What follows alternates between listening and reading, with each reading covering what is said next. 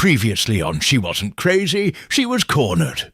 When we last checked in, our girl was 6 months pregnant and living with a man who thought choking his pregnant girlfriend was an appropriate hobby. After she gave birth, this prince of emotional terrorism told her she could go, but the baby stays with him. Cue the trauma spiral. She begged, she pleaded. She tried to play nice, all to keep the peace and her little family together. But when he pushed her into a wall while she was holding their newborn, she realized Tom wasn't a project. He was a threat. That was the moment she knew the fairy tale had officially expired. So she did what survivors do. She grabbed the diaper bag, clutched her baby, and ran. She had $10 in cash and no idea where to go. But what she did have: nerves of steel and a truck with just enough gas to make it to her next panic attack. Too bad every couch she could crash on was a liability. He knew where most of her friends lived, and thanks to their former weed empire, every time someone called her phone for a sack and she didn't answer, guess who they called? Tom. He played it off smooth, told people she just ran off with his kid after a little lover's spat. Nothing to see here, right?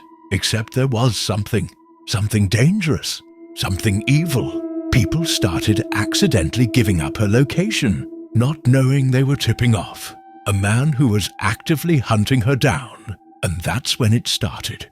But let's rewind for a second, because February 2020, she walked the stage with her baby on her hip and her GED in her hand.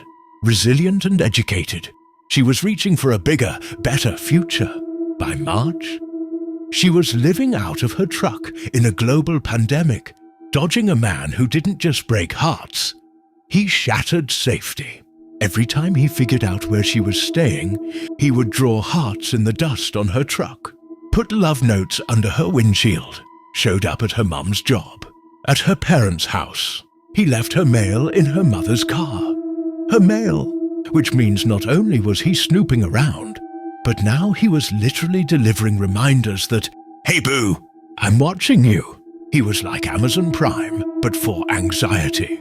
She bounced from couch to couch, parking lot to parking lot, trying to stay invisible with a baby and her 9-year-old in tow, sleeping in her truck, hiding, surviving. But you think this was rock bottom? Oh, just wait, because in episode 10, she doesn't just run from danger. She looks death in the eye and decides she's not going out like that. What happens next?